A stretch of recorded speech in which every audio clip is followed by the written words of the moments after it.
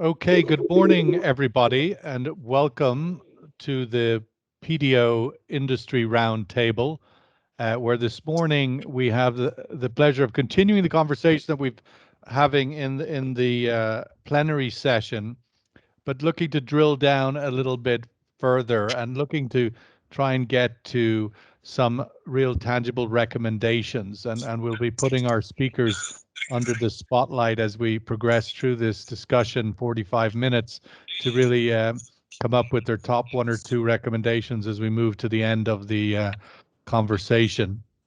But also, we invite all of our guests to also, I mean, everybody in this room as a round table in the virtual sense. In the physical world, we would bring everybody into the conversation, but in this context, there's limits that we can do that. But if anybody has a comment or a question they'd like to make, please put it into the chat room and I'll bring it into the conversation at the appropriate moment. So let's kick off. The question we're looking to answer in this session is, what does the energy industry need to do to swiftly, there's a word there, adopt a sustainable strategy that caters to the triple bottom line: people, planet, and profit. The triple bottom line, sustainable strategy that caters to people, planet, and profit. So that's the question, and we're looking to really try and stay focused on that.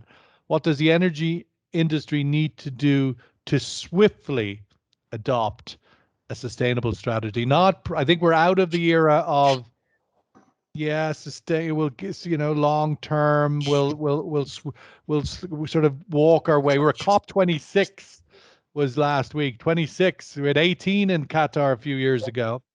So it seems that the leisurely stroll is no longer on the menu, and we're now into 1 minute to midnight, as it was described in Glasgow. So let's welcome our four speakers. We'll give each of them the chance to sort of make an opening comment, minute or two, to give us their perspective.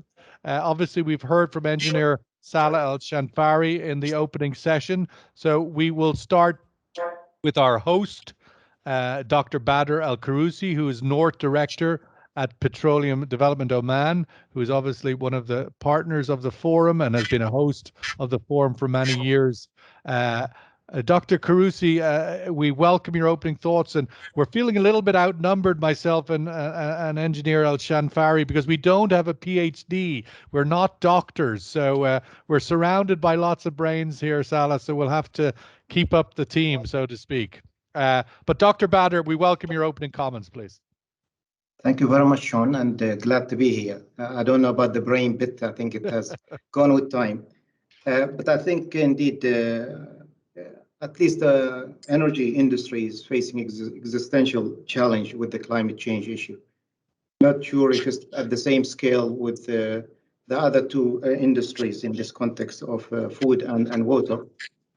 But the big question is, we have to do it as an energy industry, whether by ourselves or in collaboration with other industries and other sectors. So in this context is, how can we collaborate more with the food and water nexus? I think given our challenges, and carbon is very much on the helm of the agenda, is these byproducts that we look at them as nuisance, carbon and produced water with oil. How can we turn that from nuisance and to value generating product? And that's, I think, where we can collaborate further. I'm hoping to, through this debate, is to probably look at more a bit in-depth, genuine debate around what's on the way. Is it, at least within a local context, is it the lack of the political support? Is it the absence of a mature regulatory framework? Is it the lack of funds for some industries?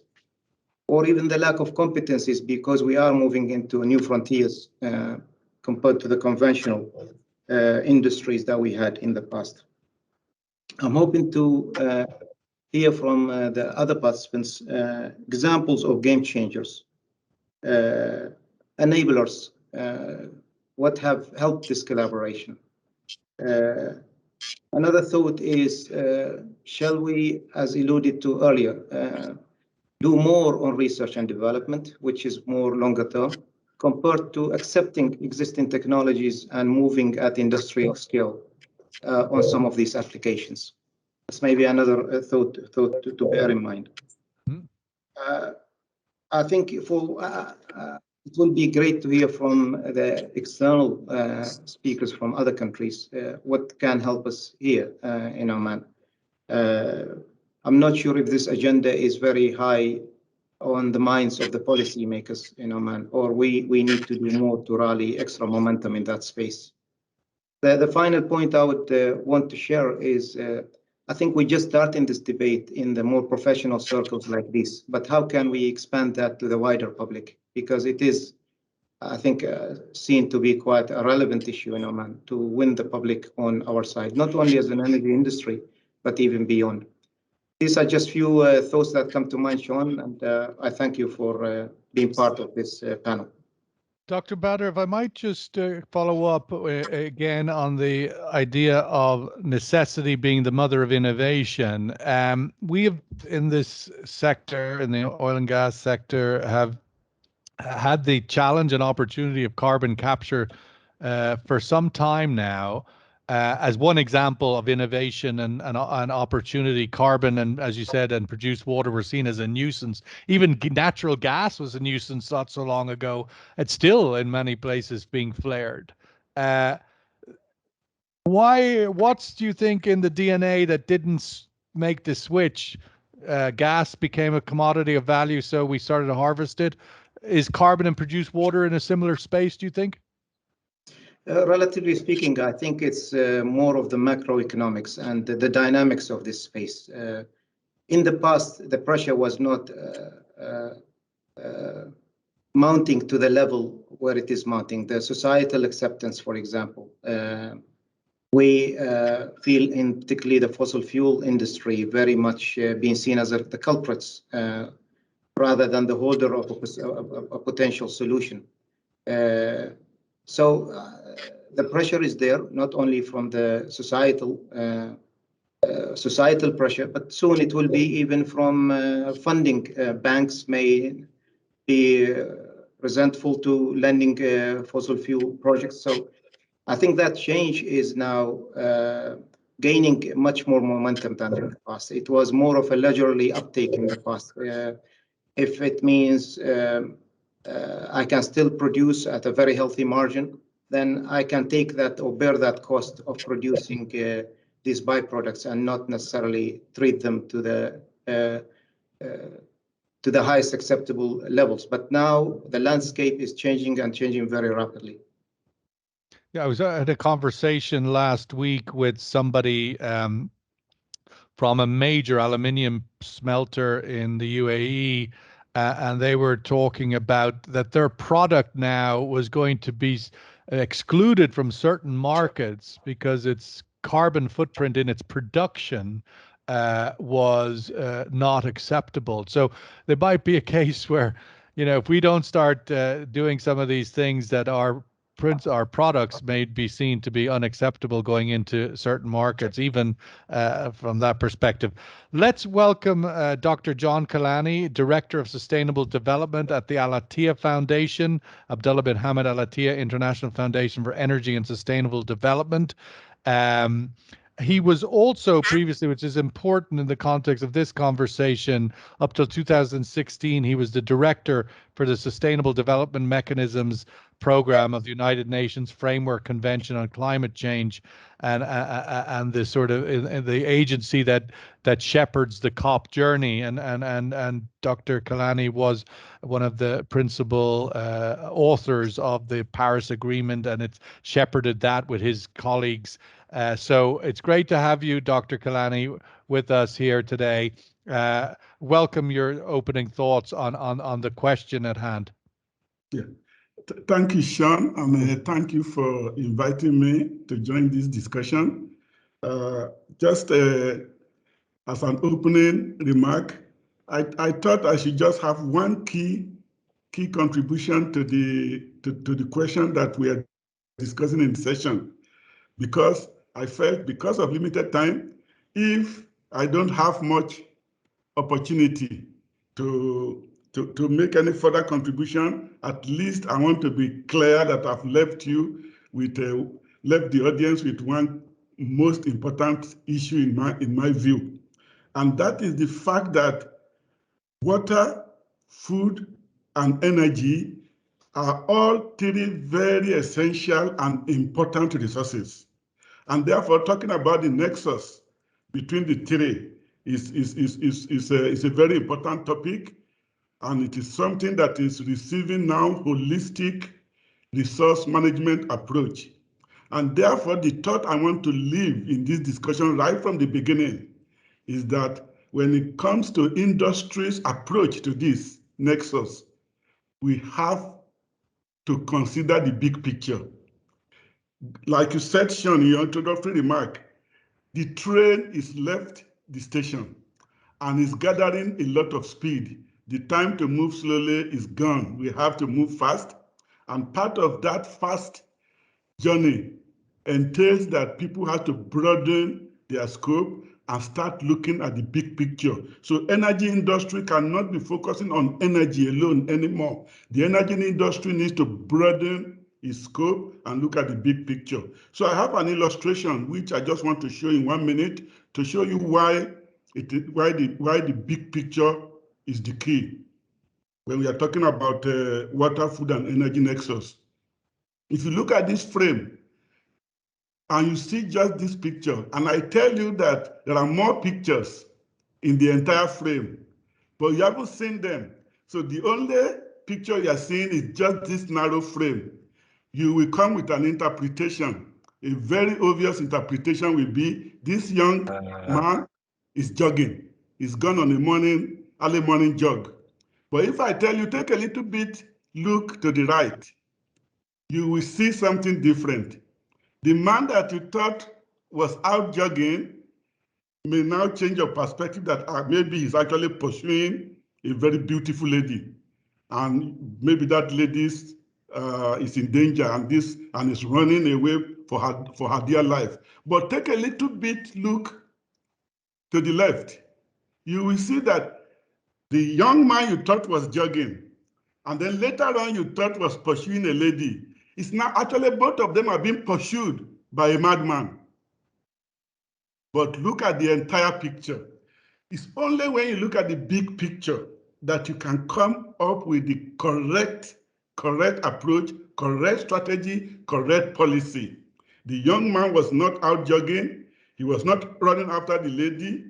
And there was no madman pursuing both of them. Actually, all three of them are running towards a child that is in danger to save that child's life.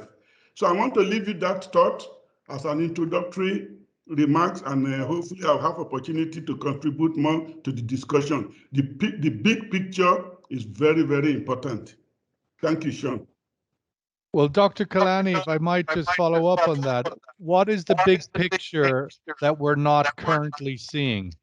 Well, I mean, there's probably many, but ultimately, in the context of this conversation, what is the big picture we're not seeing?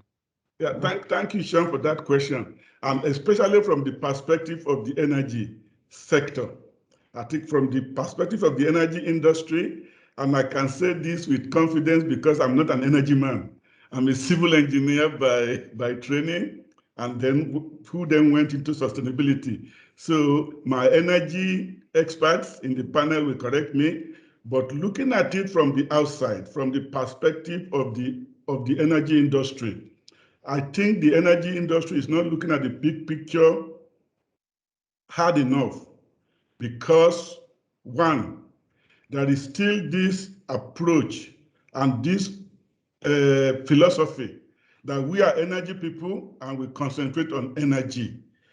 And that's why, for example, if you take the development on solar energy, renewable energy, you will find out that the traditional oil and gas industries are taking a long time to see what role they can play even in the field of renewable energy. Yet the expertise lies with them. So why should the oil and gas industry leave renewable energy to others to develop? That is changing, but I think we still need to do more. Another aspect of big picture also is more still needs to be done in the area of ESG, environment, social, and corporate governance. The energy sector still needs to do a little bit more in that area if they really want to take the big picture into consideration in their business plan. Let's bring in Saleh and Shanfari. Saleh, again, coming back to the key question, what does the energy industry need to do to swiftly adopt a sustainable strategy that caters to the triple bottom line, people, planet, and profit? Clearly, the idea in the context of Oman, in your professional area of food security and food management, observing the energy industry, which is such a critical sector in Oman, what is your opinion in the answer to this question? Well, thank you. Sustainability is key in all what we are doing. So a planet means that we have to cater for the environmental requirements. And when it comes to the people, we have social responsibility toward people, and then of course profitability is the bottom line that we will be looking at. But driving to profitability would means we're talking about bottom line, but the top line where all the activity is taking place is where a lot of spending should be taken into consideration when it comes to environmental protection, when it comes to design and circular economy. That's a key. Today, the key to doing responsible manufacturing or responsible agriculture, responsible food production, is to look at circularity at its best, what we call C2C, cradle to cradle. And that's quite important. ESG, as mentioned by Kilani, the need to redesign our linear processes to become more circular, i.e. Reuse instead of waste. Example would be water reuse is a great example of how can we capture wastewater and convert it into something beneficial. If we leave it, it will harmful the environment. It'll be harmful it's harmful to society, as well it's harmful to our bottom line. They'll be lost. And that's how we call a redesign of our existing linear processes to become more circular, will drive us to better profitability, better circularity, better planet protection, and better people responsible and sociable partnership. That's how I see it. Badar, do we have to consider the divergence? I mean, the national energy company, the national energy industry has been a place where people are seen across the region as major employers. But in terms of maximizing profitability going forward, it's increasingly difficult for any energy company to play that combined role with without utilization of all of the tools of automation and artificial intelligence. These are all big challenges to people and employment, but yet profitability being the driver there. We are kind of for the first time at a divergence of the role of the national energy sector. How do you see that staying aligned, or what is the role in managing that divergence, do you think? Thank you, Sean. So I guess we have to observe the fact that the role of particularly the oil and gas companies in the region is different than that context in other economies, maybe in Western Europe or in the United States. It is indeed a major pillar of they contribute significantly to the gross domestic product. They employ a large segment of society. Having said that, I don't think profitability is the only denominator now. It's very obvious. It goes much beyond. And that wasn't just emerging today. That has always been there in the practice of oil and gas industries. The planet equation was there. The people equation is definitely there, and the profitability. Now, given that challenge, I think definitely we'll need to compromise or recognize the fact that for us to respond to these challenges, we may have to make compromises on the cost elements, which eventually transfers into a profitability index.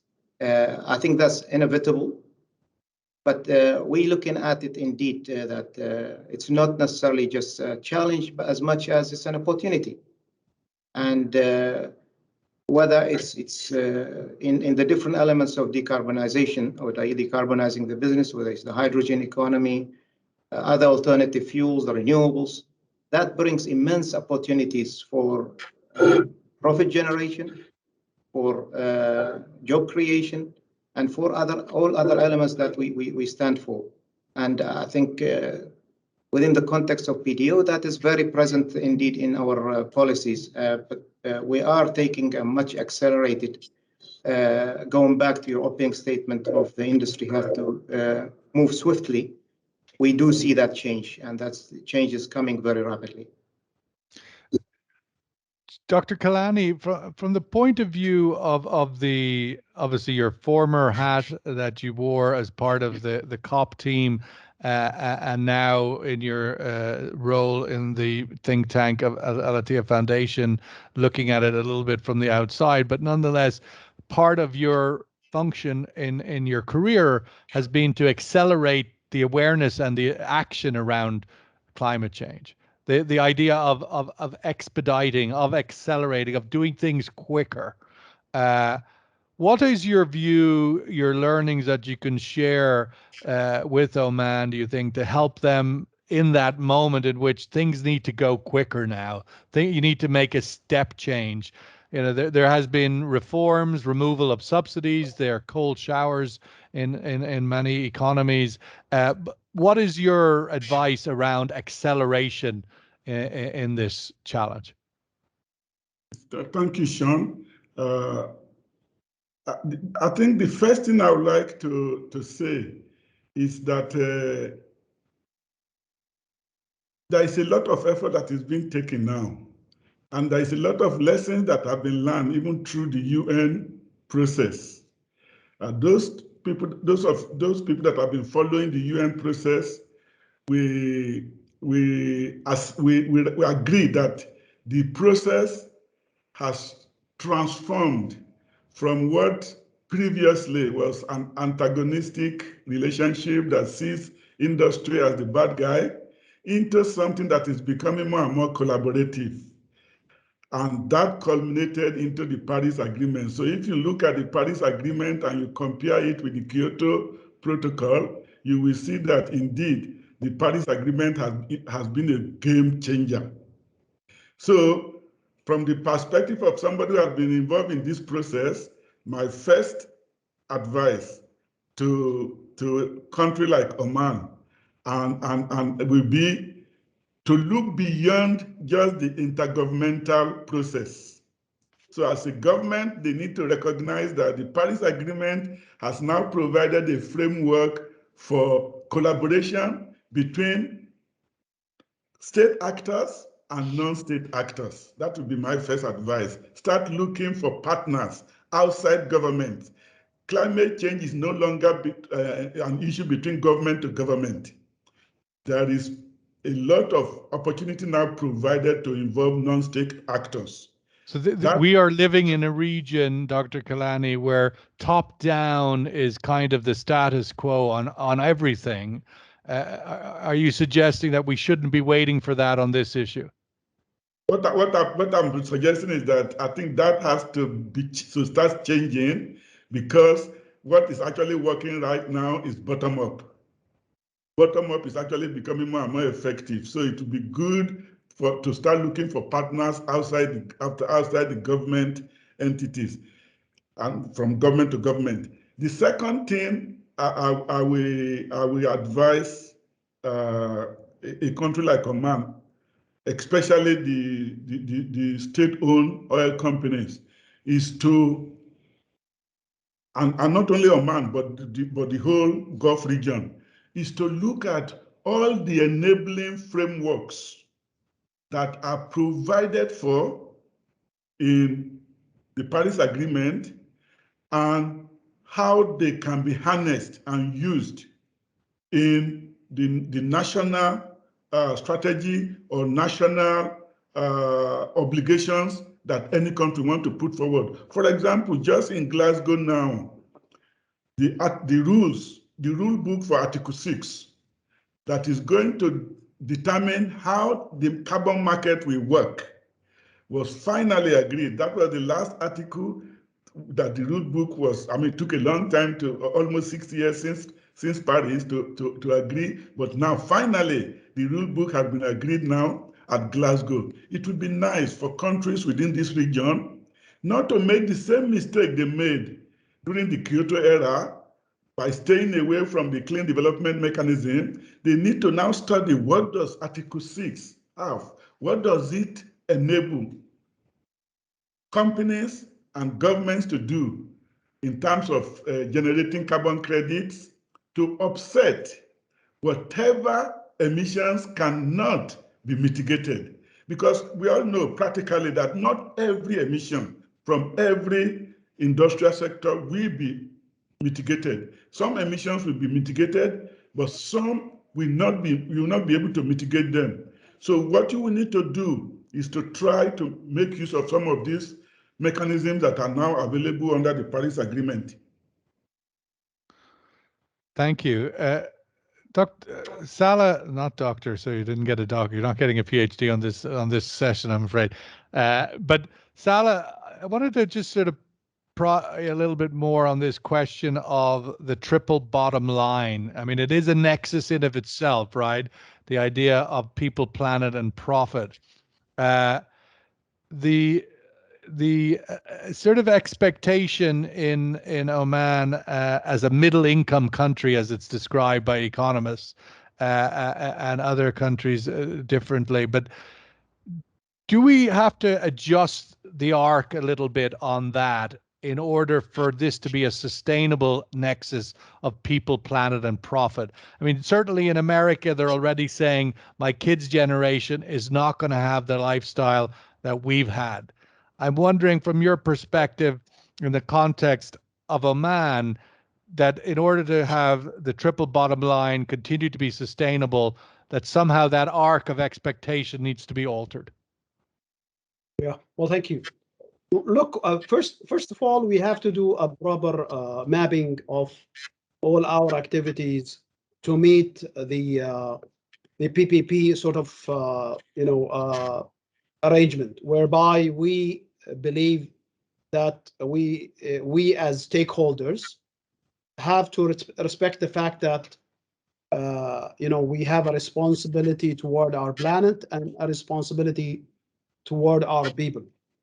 And then let's look at people first, because that's key to the engagement and discussions and the deliberations that we have today, from, say, a bottom-up approach, whereby the pressure that is coming from societies, from NGOs, and from the likes of activists who are currently today, putting a lot of pressure on us to design an inclusive approach to business development in fragile and rural area, or areas whereby environments can be affected. An example will be, for example, if you are building a food project that will have higher emissions, and the emissions will affect both the people and the planet, driven by profitability. The amount of greed management that we have to build within our culture is immense, and it has to be done starting today. The reality that business communities and business people and the bankers are driven only by bottom line profitability have to be revisited. I mean, thank you, Badar, because the design of PDO and some of the oil industries here in Oman have taken into consideration from day one the importance of planet and the importance of people is an example to us in the food industry. We're trying in the food industry, specifically speak of my sector, we're trying to push the fact that circularity is key toward protecting our planet and including the people.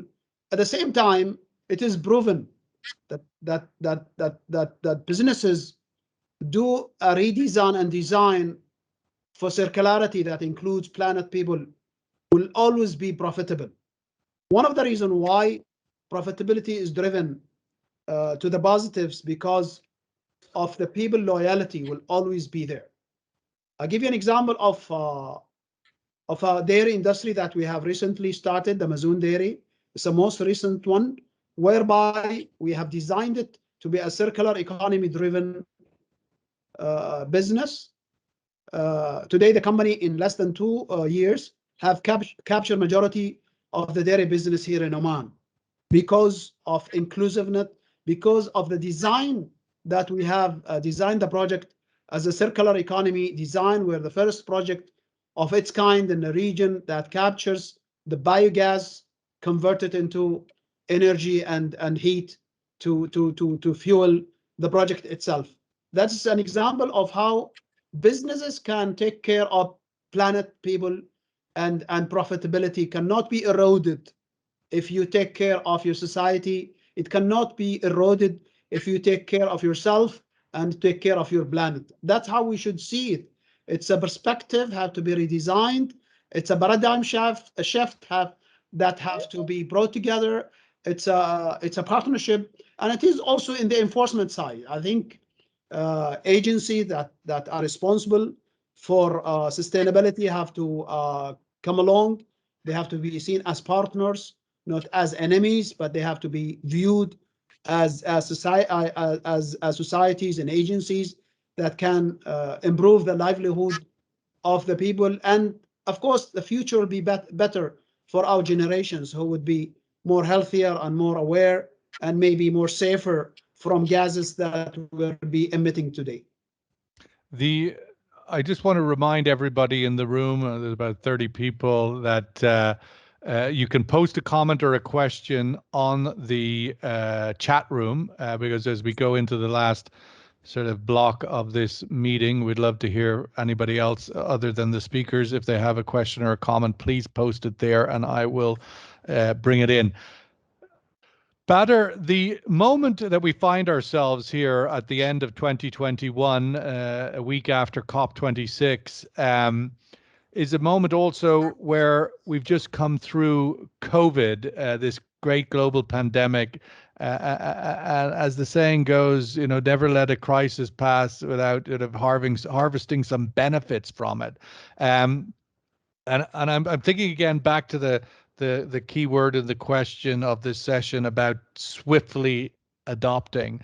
This is a moment, obviously coming out of COVID globally, where a lot of new things had to be dealt with, working remotely, all sorts of other things slow people down. The carbon footprint of most countries dropped dramatically.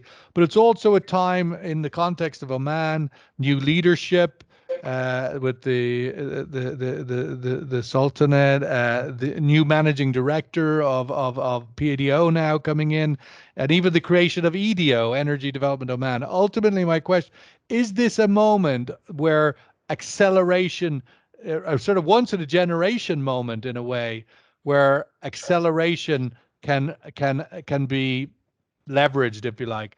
Your thoughts on this moment from a sort of Oman historical point of view coming out of the COVID period? Thank you for that, Sean. You're absolutely right. I think it's a historical moment to be seized. And it will be a great pity if we don't seize upon it. So the COVID crisis,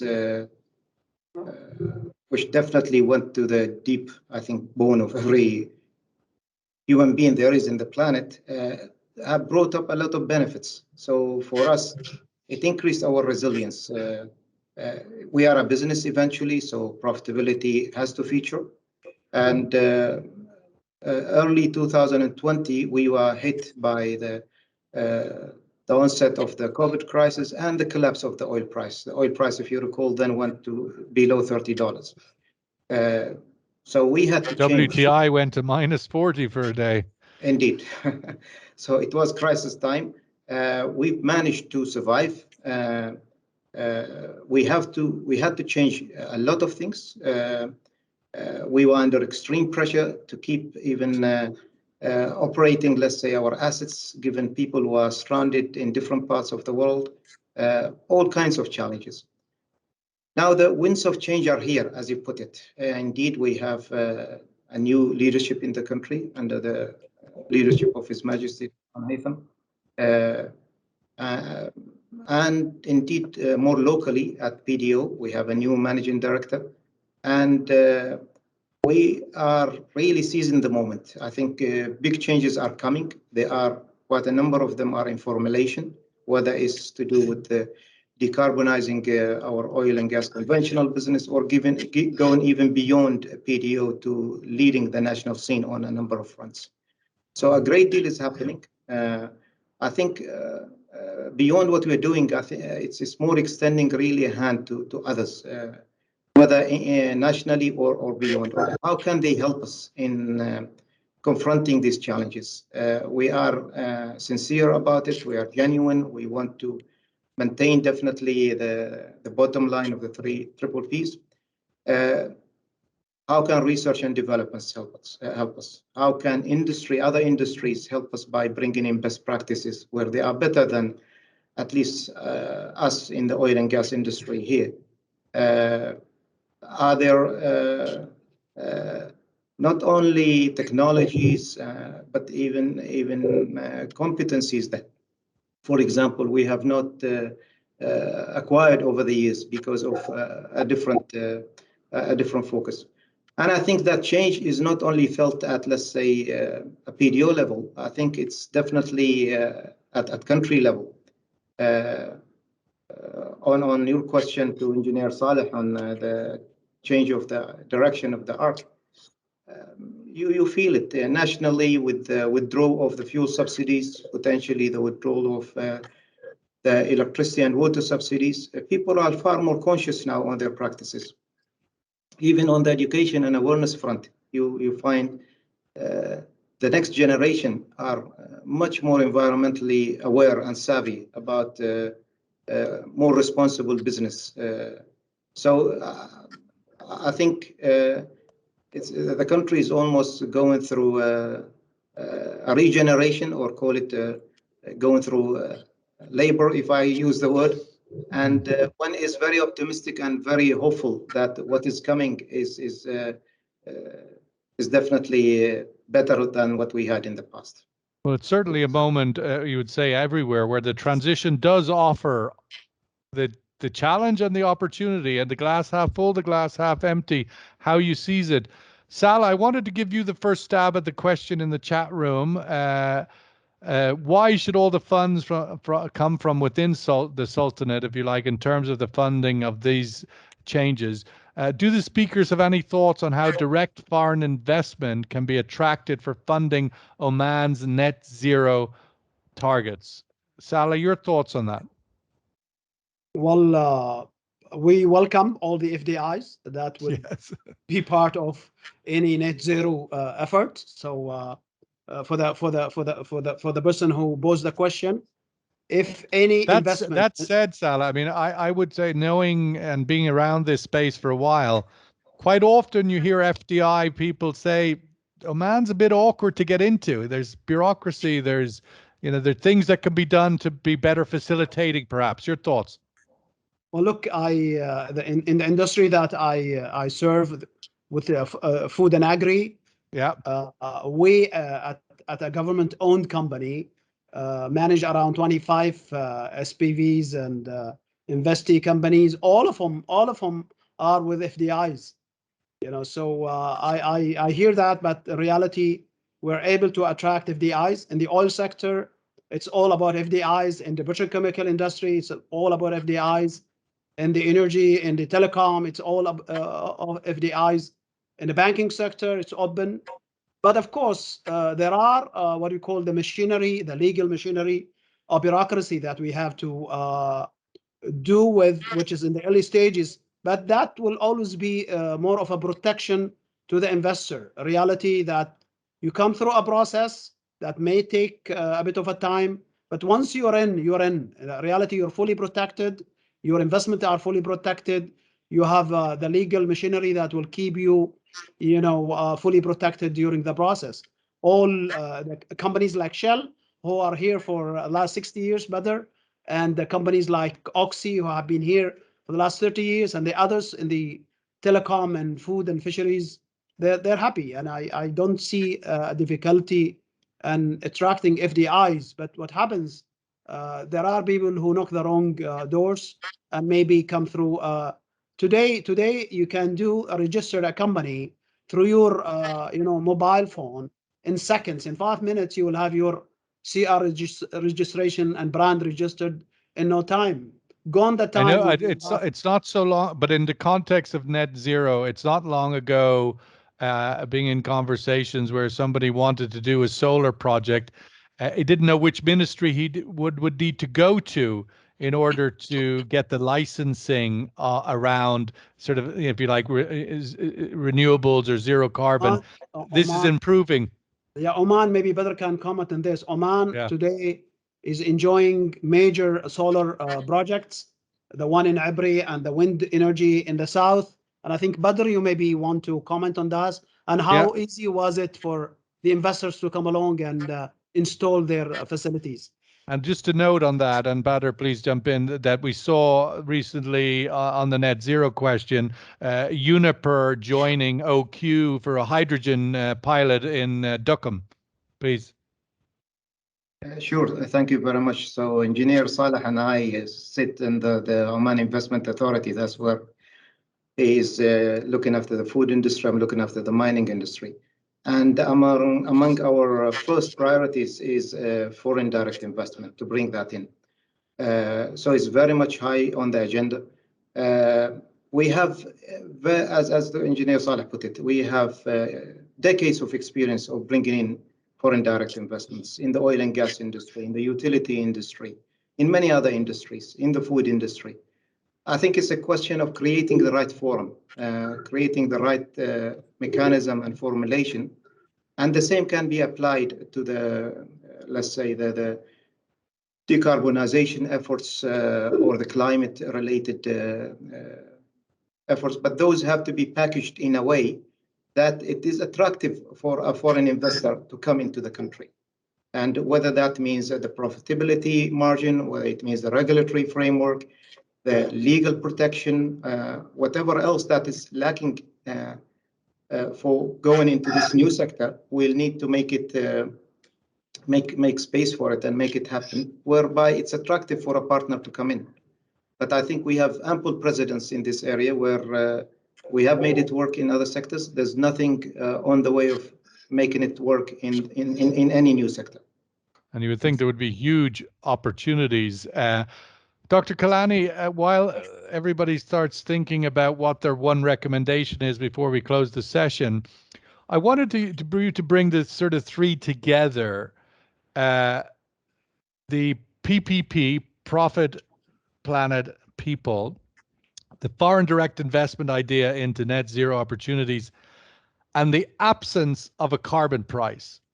Ultimately, if there's any failure of COP26, in my opinion, was not to come away with a price around carbon or some sort of consensus on that point. What sort of obstacle does that remain from your point of view in terms of aligning people, profit, and planet and investment into opportunities that are net zero if you don't know what the carbon pricing architecture is going to be? Your thoughts on carbon pricing as an obstacle to FDI in renewables or other things? Yeah, no, thank you, Sean. I was going to actually comment on that question that was raised by a member of the audience. that exactly what we are discussing in this roundtable goes to the heart of that question. I mean, if the focus is only on profit, obviously it will be very difficult to attract foreign direct investment. But the broader focus now, which is the theme of this roundtable, people, planet, and profit, if any strategy or any program is designed around that triple bottom line, we all acknowledge that it is going to become more and more easy to attract foreign direct investment than previously the case, because all the actors will be having a common objective, not pulling in different directions. So just to give you an example of something that happened at COP26, if you followed the COP discussion, you will realize that there was a lot of discussion about phasing out coal and phasing down, phasing out. Exactly. Eventually, a compromise was agreed that rather than phasing out, it has to be phasing down. Why am I referring to this? Because South Africa is a coal-dependent country. The energy, the electricity in South Africa is very heavily coal-dependent. But South Africa committed to whatever is needed to be done to phase down coal, and coming out of 26 is something that you hear now, that many countries now have committed to what is called the just transition, whereby South Africa will be able to draw on FDI to do whatever is needed to phase down coal. So I don't think attracting FDI is as difficult as it seemed before. In the context of net zero, I think it is much easier now to attract FDI. So people shouldn't be saying attracting FDI as a big obstacle. Now, to your specific carbon question, pricing, because we're running out of time. Yes, to your specific question on carbon pricing, let me just give a short answer to say that the scenario is not as gloomy as you see it, Sean. The fact that Article 6 has now been agreed and can be operationalized, that is the first step that is needed to have a global price on carbon. And add to that is that there may be no unified global carbon price right now, but there is a lot of work that is going on in different jurisdictions on carbon pricing. The emission trading scheme in China right now is huge. The EU ETS has been operating for many years, is huge. There are many jurisdictions in North America that have workable emission trading schemes. So for all these experiences that have been gained in different regions to now culminate into a global carbon price is not as difficult as it may seem. So I'm an optimist, and I believe that we'll get there. Yeah. Yeah, I think it is a very big piece of the glue that holds this triple P together. The economics, the cost of something, that's ultimately, is not correctly priced if the carbon is absent. Saleh Al-Shanfari, you get, I'm going to take Article 6 as Dr. Kalani's recommendation. I just think that is quite a profound one, unless you have another, Dr. Kalani, when we come back. But Saleh, your closing thoughts and recommendation. What does the energy industry need to do to swiftly adopt a sustainable strategy that caters to the triple bottom line, people, planet, and profit? Work collaboratively, I think design circularity at its best, and work toward using the problem that we'll be facing with carbonization to convert into opportunity. I said in the morning that we can convert carbon into food, and today that is proven. Let's take an initiative like this one without further ado, is to take an initiative and to capture the carbon as well as transport it and transfer it to where it can be used best instead of storing it the ground, we can use it as a way to through photosynthesis to drive the high production of food. Today, it's proven science, it's R&D work, it's proven science that we can take carbon and convert it into food. And that's the circularity as such. That's part of it. But today we are looking at carbon as a key sort of problematic of our planet. As Dr. Badar announced it as a nuisance. Yeah. So let's work toward initiatives, and without waiting for another 50 years or 60 years. Let's start today. And I think today is the time where we have to start designing our PPP, and start from today. Science-based design and investment into our energy, food, and PPP that will definitely save our planet and save our communities and save our people and improve our profits toward the end of our sort of activities. We have to start today, and there's no way that we can wait. And I think in Oman we can, we can play an example. As I said in the morning, we already working with the likes of PDO and the likes of OFIC in terms of food production. Both companies generously have given away 2 major concession areas for us to develop major food sort of production clusters, and that's key. That's the way we should be working. More inclusiveness, more what we call should say multi-stakeholder approach towards solving problems that are solvable when it is done in a more collaborative sort of structure. Thank you. Thank you very much. It's kind of the point that Dr. Kalani made earlier about bottom-up, different partners, not looking for the government to solve every problem. Dr. Badar, you get the last word as our host today at the PDO Roundtable, and your recommendation in terms of the answer to the question we're faced. Thank you, Sean.